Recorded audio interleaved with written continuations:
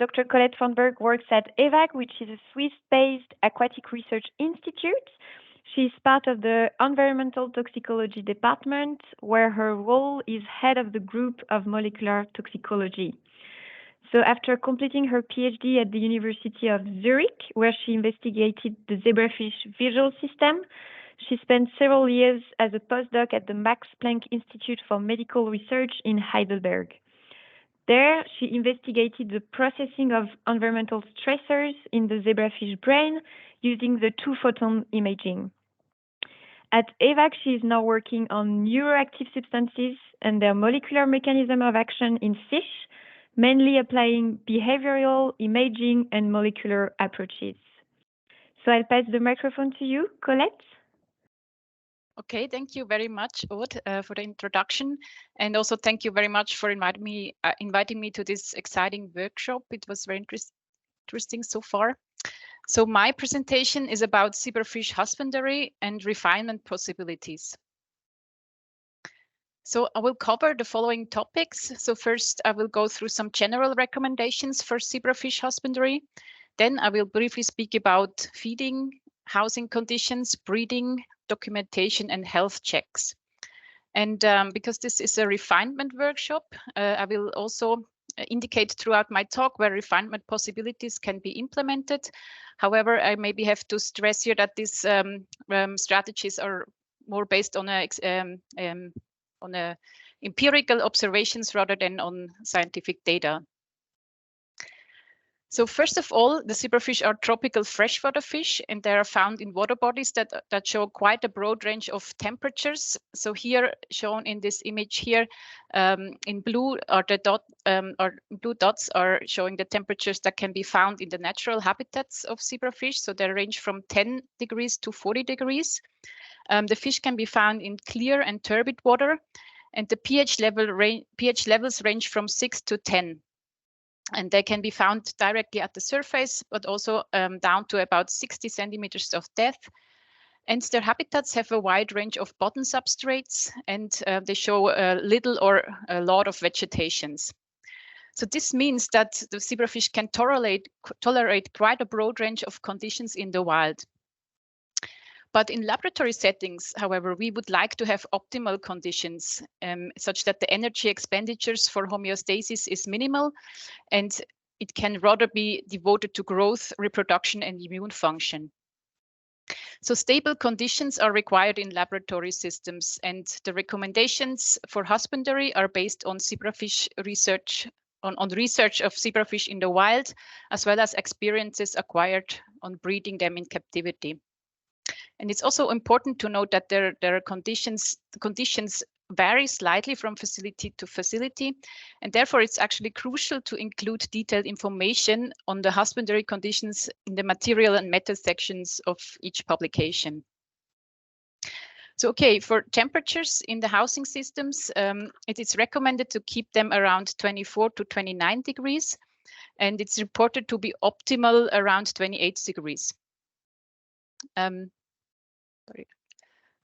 So some considerations to make here is that at higher temperatures, there is less oxygen dissolved in the water, and it's more energy consuming. So this is maybe relevant in the times where we all have to save a little bit of energy. And at lower temperature, there's slower growth. But actually, the most relevant point here is to make to avoid sudden changes in temperature. For light, the most commonly used light-dark cycle is 14 hours of light and 10 hours of darkness. And some facilities, this was mentioned already earlier, some facilities have implemented a dimming phase where light increase and decreases happens gradually to mimic a dusk and sunrise, which provides a more natural condition than sudden changes in light. And for the light intensity, the recommendations are also rather broad. So this is between 54 and 334 lux. And so, by the way, I've taken most of these recommendations out of the reference shown here by Alistrom et al. And I'll provide these references at the end of my talk as well. So it's further very important to maintain a high water quality and also to monitor this. So most facilities use either a mixture of tap water and deionized water, or a conditioned deionized water. And on a weekly basis, parameters such as oxygen, conductivity, pH, and nitrite and nitrate should be measured. So we use, for example, such a probe here to measure oxygen and conductivity and pH. And we use stripes or droplet tests, as can be shown here, to monitor the nitrite and nitrite levels. So it has to be mentioned, however, that the droplet tests are much more accurate than the stripes, but the stripes are also great to get a quick impression. And so since we are the Swiss Water Research Institute, we also analyze the water more thoroughly once per month in our analytics lab. But this is, however, only basically to monitor and detect long-term trends and deviations.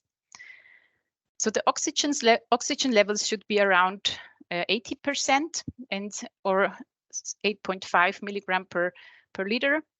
For the conductivity, the recommendations are again very broad, but commonly it's above 150 or below 1,700 microsiemens per centimeter. And we at EAWAG keep it at the range of between 300 and 400 microsiemens per centimeter. And here it's also important to keep it constant, as, for example, deviations of these levels can also indicate that there are issues with the biofilters. So the recommendations, or the recommended pH, is between 6.5 and 8, but also I'll say a few words about the pH in my next slide. So why is it important to monitor nitrite and nitrate levels? So to understand this, we need to look at the nitrogen cycle a bit closer. And so the waste that fish produce, as well as uneaten food in the aquaria, they're actually sources of ammonia, which is toxic to fish. And at pH below 7, this ammonia will change into ammonium, which is a little bit less problematic, but this can also be toxic at higher concentrations. So ammonia is then converted by Nitrosomonas bacteria into nitrite, and this is further converted into nitrate by Nitrobacter bacteria. Nitrite is also toxic to fish, but nitrate is not toxic to fish. However, it should also be removed from the system, because accumulation of nitrate can also cause stress in the fish. And it can be removed by exchanging the water on a daily basis. So 5 to 10% of the water tends to be enough, but this should also be adjusted if the nitrite levels are too high. So again, a word regarding the pH. So it might seem preferable to have it a little bit below 7 in order to shift this balance here towards ammonium. But at lower pH, ammonium will accumulate. So because it cannot be degraded by the Nitrosomonas bacteria. And the reactions by Nitrosomonas and Nitrobacter, they remove the buffering capacity. So there's actually a risk for a sudden drop in pH, which can be deadly for the fish. So therefore, actually a pH above 7 is actually a little bit more preferable. But the biological filters, they need to be really well established, and care needs to be taken that the conditions are not anaerobic. So because these reactions require aerobic conditions. And so to establish a good biofilter, we provide filter material that can be such mats here, but also other substrates that just have a very large surface. And then some recommendations regarding the cleaning. So the debris should be removed on a regular basis, because this can accumulate. So the uneaten food can accumulate, and it's a source for ammonia, as I showed you before. And then windows should be kept clean to allow a proper inspection of the fish and also monitor their health status. But so the mechanical cleaning can also cause some stress, and therefore it should not be done too frequently. So not on a daily basis, but rather on a maybe weekly basis, depending also on the amount of debris in the tanks. And also the biofilters, which are often also mechanical filters, they should not be cleaned too often and should be rinsed only with lukewarm water in order to not destroy this biofilm and to keep the filter bacteria alive. And so one important issue is to not expose the fish to unnecessary stress, is to create redundancy in the system wherever it's possible. So for example, in case of a pump failure, the water will not circulate anymore, which means that the water quality can drop dramatically because oxygen levels drop and ammonia can accumulate. And to avoid this, you can, for example, install such sponge filters here. And they work by pumping air through this tube that is connected to sponges, which contain filter bacteria. And then a vacuum is created here, which then sucks the water through the filter, and then ammonium and nitrate can then be converted. And also this provides another source of oxygen here. So whenever it's possible, it's best to create some technical redundancy in the system. So then let's look at the feeding recommendations. So this has already been mentioned, but so a combination of live feeds and dry feed diet is recommended. And live feeds, require the fish to perform the prey capture behavior and therefore have an enrichment effect. But the dry feed is actually nutritionally more complete. And for the live feeds, Artemia naupli, which you can see below here, or Paramecium, Tetrahymena, and Rotifers are suitable. But I think Artemia are probably the most commonly used. And for Artemia cultures, it's important to look at the timing of to time the harvesting properly, because if they become too old or are too long unfed, they can degrade and their nutritional values can decrease. And it's also important to note that the live organisms can be vectors of pathogens. So you need to really make sure that your culture is clean. Clean. And so for dry feed, there are many suppliers who sell diet that is perfectly adjusted to the needs of the different developmental stages. For example, here, zebrafish from sparrows has different sizes of granulates for each developmental stage. The fish should be usually fed twice or at least twice a day, and too much variation between the feeders should be avoided. And this can, for example, be done by using such a dispenser device. And then let's look at some housing conditions. So wherever it's possible, large aquaria are preferable over small tanks. And I know this is sometimes not always possible to implement in all the facilities. But at EAWAG, we have made experience that in larger aquaria, we find less egg-bound females. And these larger tanks, they require less maintenance, and the fish also perform schooling behavior. Maybe you can see this here in this video. I hope you can see it actually. So yeah, we really see some schooling behavior here in the tank. We can see it all good. Okay, thank you.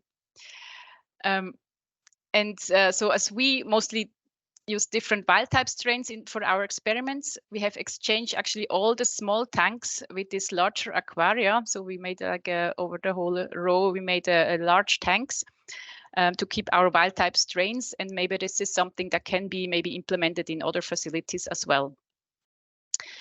So as enrichments, we provide these gravel pictures at the bottom of the tank, and we also provide hiding spaces or such tubes as hiding spaces. But what we have observed is that the fish do not interact a lot with them. So can be seen in this video maybe. Sorry, it's very loud. But so we don't see them interacting a lot with these hiding spaces, but what we see is that they frequently use it during the tank cleaning procedures. So there is maybe a benefit of having these hiding spaces in the tanks. An important topic is also the stocking density. So, and there are two things to consider here. One of them is the legislation, and the other one is the welfare. And so the required density by legislation does not necessarily correspond to the best welfare conditions, at least in Switzerland.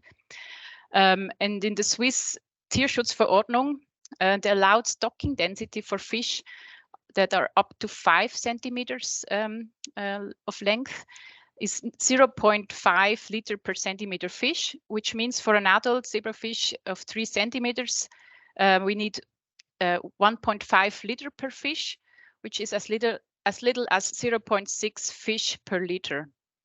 And there's also an OECD guideline for fish embryo toxicity tests. This guideline recommends a density of 1 fish per liter.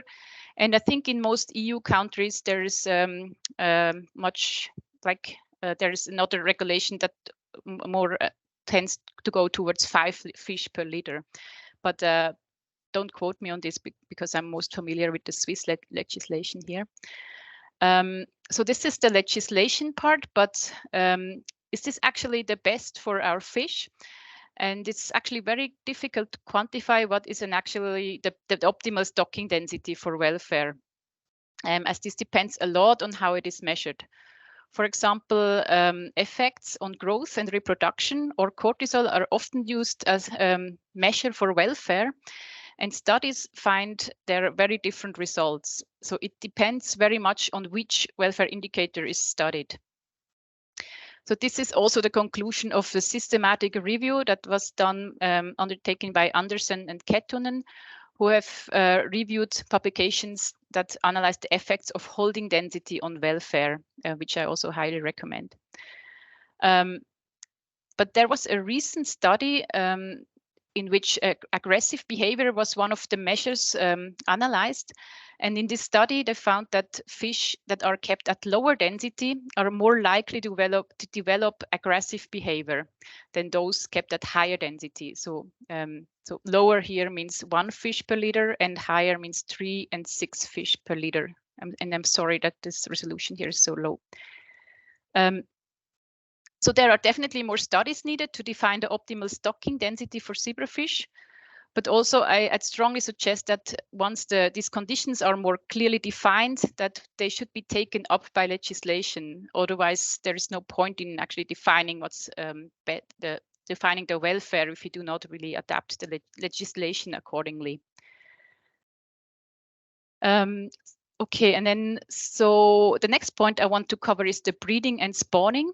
And so there it is recommended that the spawning trays are actually directly put inside the aquaria instead of taking out the fish and put them in the breeding boxes. So because this requires actually less handling and netting of the fish. And I also know that this is, again, only possible if the downstream experimental procedures would allow this. And the tank sizes are not too small. But we, for example, use commercially available boxes and put them inside the aquaria, as shown in this picture here. And we have also 3D printed customized trays, which were designed by our technician, Pascal Bucher, who is an incredibly talented technician, by the way. And so we basically put these tanks inside these spawning trays inside the tanks to get the fish spawning into these trays without having to handle the fish. And for raising the larvae, we put the eggs directly into the plastic tanks and provide oxygen and water movement. So you can see this here. And this method has turned out to work well at the EAWAG. And also here, I want to point out that we try to be redundant in having, for example, 2 taps with inflowing water, just in case of one of them clogs. And then also we have 2 outflows at the front and the back of these tanks in case one fails. So I don't know how much time I have, but I maybe can go quickly through this. So we also have implemented a digital documentation system for our daily inspection that was also created by Pascal. And this allows us to also better detect anomalies, and it's also searchable in case you need to find some information there. And this is how it looks. And we document here the feeding, temperature, fish behavior, technical issues, and dead fish on a daily basis. But we also record water parameters here once a week. And then the last point is that regular health checks are recommended to evaluate the health status of the fish. They are not required by legislation, but they're really recommended and very insightful. So we do 2 checks per year, one on site by a fish veterinary, and he also gives us advices in housing conditions and in our system. And he actually looks at the live fish in the facility. And the other check we do is a general fish diagnostic check at the University of Bern, where different pathogens are checked. And in case of a disease outbreak in this facility, it's best to try the system and potentially treat it with Virkon S. And the equipment of daily base, such as nets and trays, that can be cleaned by ethanol and dried. So drying will actually kill most of the pathogens, but in case of an outbreak, maybe more regular cleaning with Virkon S might be helpful as well. And for introducing new lines into the facility, a quarantine is recommended here. So that's already everything I wanted to present. And yeah, I would like to thank Pascal, who really was instrumental in implementing our refinements in the facility, and also like to thank the whole fish group at EAWAG. Yeah, and thanks for your attention. Thank you very much, Colette. This was really interesting. A nice overview on the husbandry. And we have time maybe for one question. Thank you very much. So right now there are no questions in the chat or in the Q&A. So I dare to ask one question. It's just a detail. You mentioned something about people feeding the fish should avoid variations by feeders. What do you mean with that? Do the fish react differently on different persons, or is it more like that always the same amount of food is given? Yes, it's more like the same amount of food is given, because some people that only start with working in the facility, they don't really know what's little and what's much, and so we can really give very concrete instruction how many clicks should be fed to the fish, and then this also creates less variation and less uneaten food laying around in the tanks, which then also improves water quality. Okay, and then there's one question in chat. I'll still read it. So, what are the considerations on introducing genetically modified strains into an existing colony? I'm not sure. Yeah, so there it's really recommended that you take the adult fish into quarantine and then only introduce the bleached eggs into your facility in order to not transmit some pathogens from facility to the other. And yeah, I mean, this takes a while, but I think that's the recommended procedure there. Okay, thank you very much, Colette.